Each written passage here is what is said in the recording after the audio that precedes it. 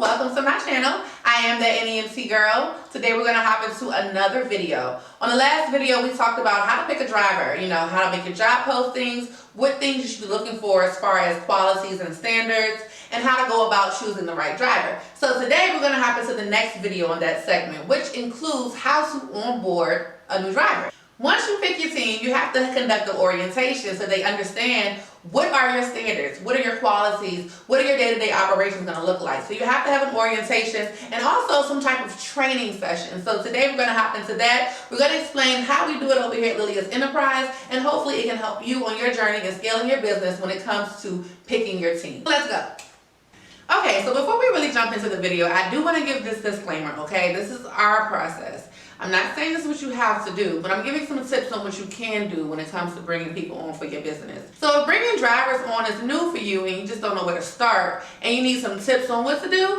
then that is the purpose of this video. But by no means am I saying this is what you have to do. So currently, my team and I, we're in the process of getting this automated for our orientation processes in terms of actually creating training videos so that we don't all have to be as hands-on. One of the lead drivers can go to the orientation conducted and play the videos for everything that we have to cover in orientation, right? So everything I'm going to talk to you about today, I highly recommend that you write the processes down that you're going to use for your company and eventually get to the point where you actually record it so that you don't have to be as hands-on.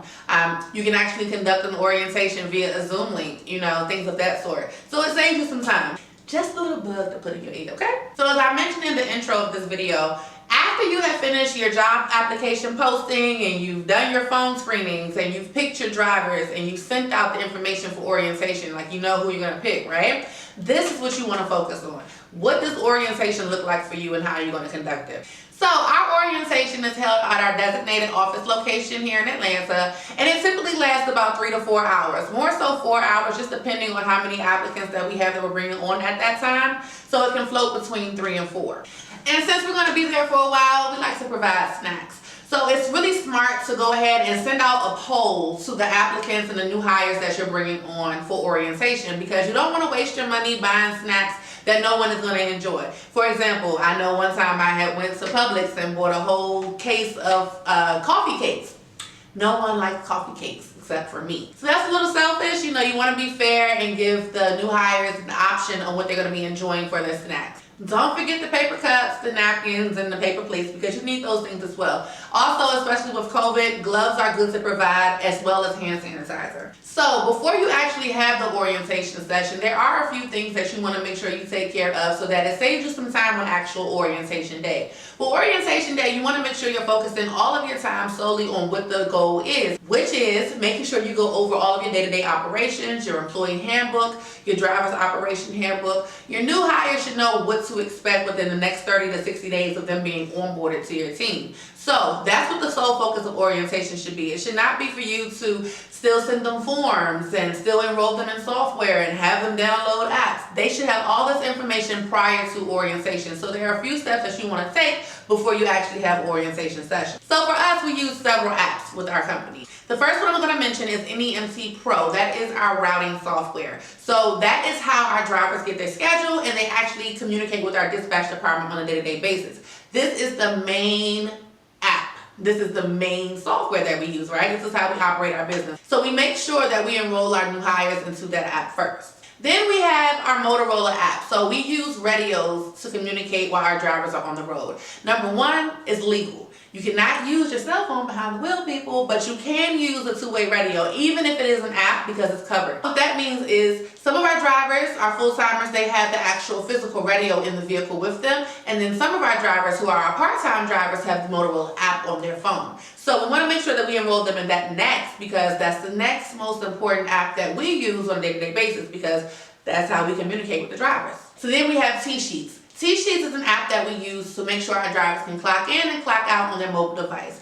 It's also geotag, which means that they have to use their location services on their phone so that they can clock in. If they do not allow their location services to be used, then they cannot clock in. This is important because you want to make sure that your drivers are not stealing time. If they have to be at a certain location when they start, you'll know. And it won't let them be able to clock in if they don't have their geotag going. So it's a great feature to have. So the next app that we use on a regular basis here is Slack. Slack is a form of what you can think of WhatsApp or a group chat, but it has a lot of enhanced features. You can send videos, you can do training calls, meaning like live FaceTime calls with everyone in the group and they can all be on the screen at one time. So it's pretty cool. You can send recordings. So I highly recommend Slack, and depending on the level of membership that you use, it's free. I'm not sure how in-depth that you would want to use that type of app for the communication with your drivers. We typically use it for updates and things that are coming up within the company. It just depends on how you want to communicate with your team in a group setting. So Slack works really well for us. So that's the last app that we make sure all of our new hires are enrolled in prior to the orientation day. We actually have an orientation packet. Within that packet, it contains our employee handbook, our driver's operations manual. It contains our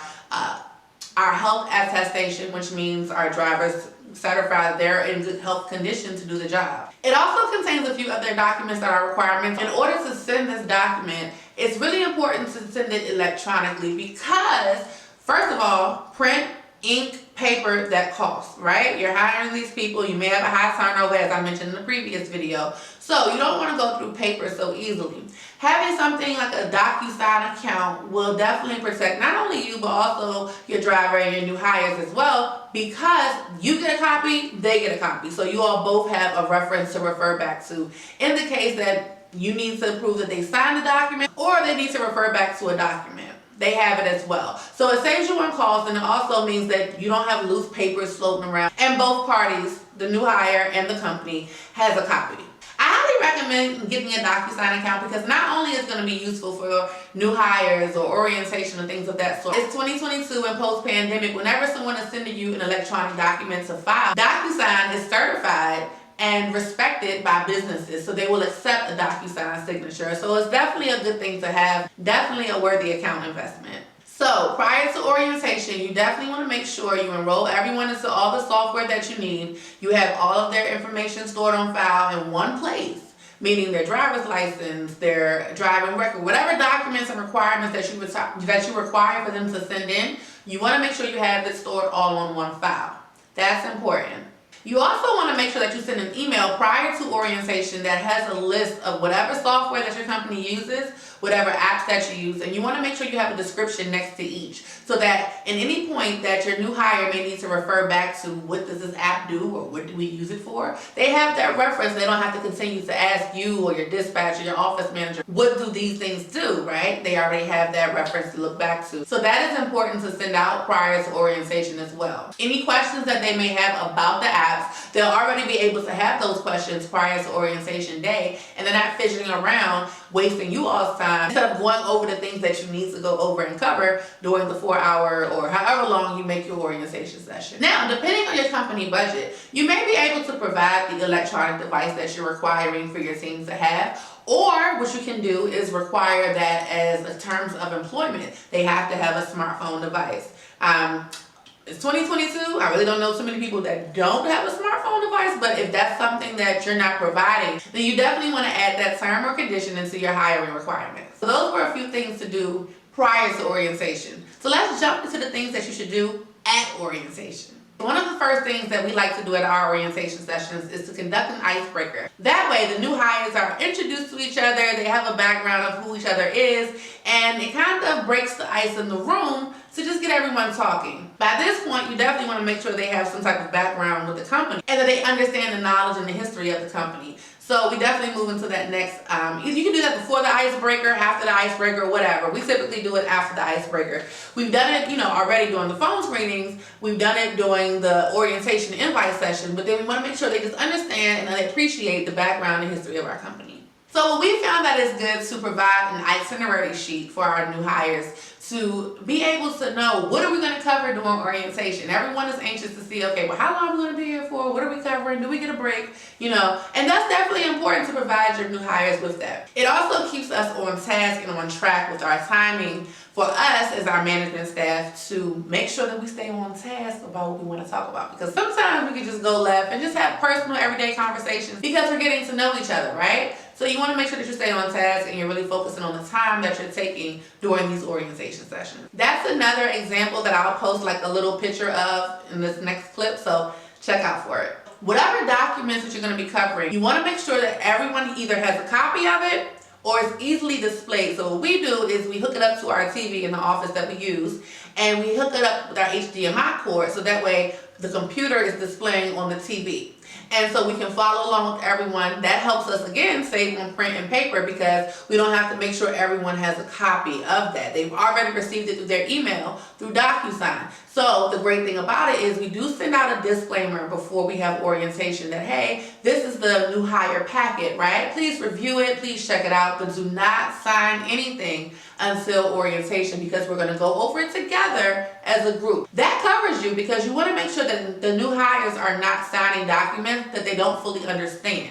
You want to make sure that whatever they're signing and agreeing to, they understand what they're signing and agreeing to. So it's good for them to have it in advance because, again, whatever questions that they have, they can be presented to you on orientation day. Hard copy or physical display. It can be on a TV, you can get a projector, you can have them follow along on their phone, but I prefer doing something that's a little bit more uniform, like the TV display or the projector display. Or if you don't have that option, definitely print each copy out so that everyone has a copy. Now, another tip that we found helpful and productive is to have one of our lead drivers come and be present during orientation. This allows the new hires to get some first-hand account experience from someone who would be considered a veteran on your team, someone who's been there for a while and has seen the day-to-day operations for a little bit of time. So that's definitely helpful and helps to retain new hires as well because they're not just walking in blindsidedly. Depending on how your team is set up, a lot of your drivers may not even see each other on a day-to-day basis. They may hear each other on radios or hear each other on phone calls or see each other on the monthly team meetings, however you all operate, but they may not physically see each other every day. So that's very helpful. Now, also within your new hire packet, you want to make sure that you contain a checklist of all of the training and all of the forms that they have completed and signed. And you want to make sure that you have a date of when it will be completed or a date of when it was completed. This way it helps you to keep on track to make sure that they have fulfilled all the requirements to finally be onboarded. You know, before in the video I talked about during the onboarding process or the scouting process, I should say, that we allow our new hires to obtain their background check from the local police department. However, within the next 30 to 60 days of them being hired onto our team, we conduct a national search. And we make sure that that's completed and marked off on that checklist on the day that that national search comes back. So having a checklist of what the completion of training and everything like that requires is definitely helpful for not only you, but as well as your drivers to maintain being accountable. Now, during your orientation session, making sure that you go over each document, each packet, whatever you want your new hires to know, that you're going through it in depth. You want to make sure that you're explaining it to the best of your ability, that you're stopping to ask questions to make sure that they're following along. You also want to ask as many open-ended questions as possible so that you can get a good feel if they're truly understanding what your requirements and your standards are for your company.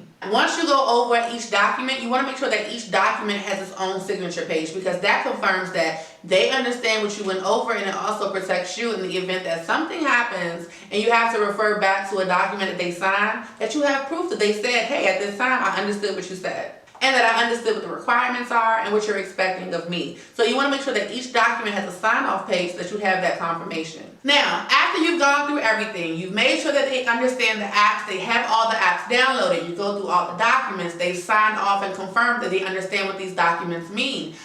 You want to go into the wrap-up of the orientation session. With the wrap-up, you want to make sure you give a review. You review everything that you all have gone over for the day, and you really want to make sure they understand whatever software and apps that you require for your company because this is going to be the day-to-day operation. You can't have them on the road without them understanding how the day-to-day operations work if you don't have confirmation that they understand how the software and apps work, right? So you want to make sure you stress that as much as possible. Next, you want to make sure that they understand their scheduling. They understand what is expected of them on the first day. So for us, we typically train our new hires for 1 week, and we allow them to shadow during that week. We allow them to shadow one of our lead drivers. So they're not behind the wheel until the last 2 days of that week. And so they shadow one of our lead drivers on the different service levels of clients that we service.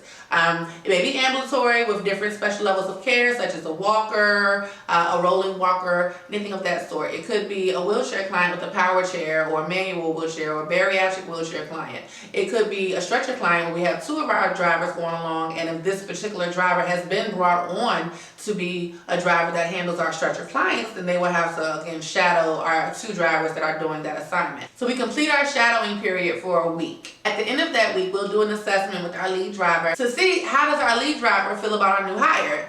Do they think they need another week of training? How did everything go? Give us some feedback. Now again, we're checking in with our lead driver at the end of each day during that week to get feedback ongoing. But by the end of that week, we have a better understanding if that new hire needs to go into another week of shadowing training, or can they go ahead and be behind the wheel on their own. I will say, for the most part, many of our new hires are able to go right into that week on their own because we're hiring good quality drivers that have background experience or who have dealt with our level of clients before. Now, I also want to make note that our training pay rate is a little bit different than our regular pay rate because they're not really doing as much labor as it requires for your regular operation. So they're in the passenger seat, they're not driving, they're not really handling the clients hands-on, they're more so just shadowing. So that is something to note if you want to go ahead and take that as consideration for your company.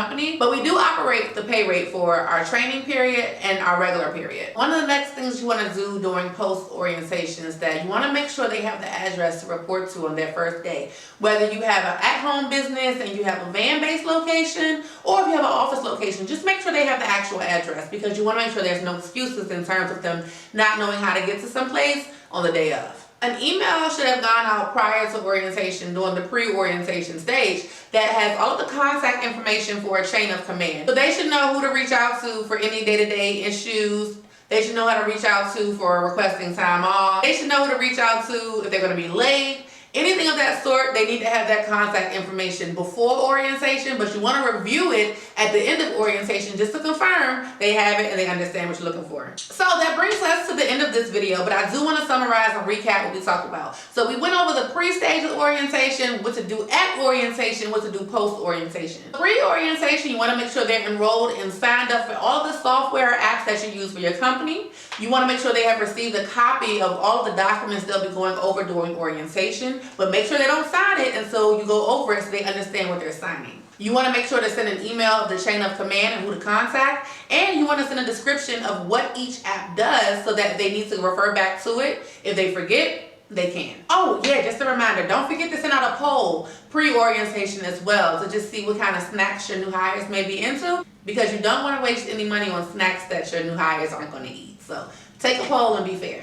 Now, at the actual orientation, you want to make sure you start off with some type of icebreaker so that the new hires can get introduced to one another and feel a little bit more comfortable. You also want to remind them of the company history so they can have a true understanding of how the company came about and have an appreciation for it. Make sure you give an itinerary sheet so that your new hires understand what to expect during the orientation session. They know that, hey, we're going to take some breaks, and they feel more comfortable. Make sure the documents that you'll be going over are easily displayed or that all new hires have a copy of them. Also, if you can have one of your lead drivers or your veteran drivers to be present to get some first-hand account experience, that's awesome as well. Explain each document, ask open-ended questions, be as thorough as possible on what you're expecting and your standards for your company. Before you wrap it up, make sure they understand how to use the apps, and any questions that they have about the apps or their usage are answered in a clear way. At the end of orientation, you want to make sure that you're assigning their training partner. You're going over their day one expectations. They know where to pick up their vans or where to meet their partner. They have all contact information for the chain of command. They know who to contact for which event. They're running late, if it's about pay, if it's about routing, whatever, they know who to contact. If you are going to have a different pay rate from your training to your regular pay, make sure they have a clear understanding of that as well. Make sure they're very aware that the pay rate is different, okay? I hope those tips help. If you are in need of some documents or some employee handbook templates, whatever, check the link out below on my link tree because we definitely have an array of documents to choose from that can help you on your journey of scaling your business when it comes to growing your team. Any questions that you may have, please leave them below because you never know who else may have the same question as you. And if you need some one-on-one advice, click the link below on Linktree as well and schedule a call. I hope this helps. Have a good one. Bye.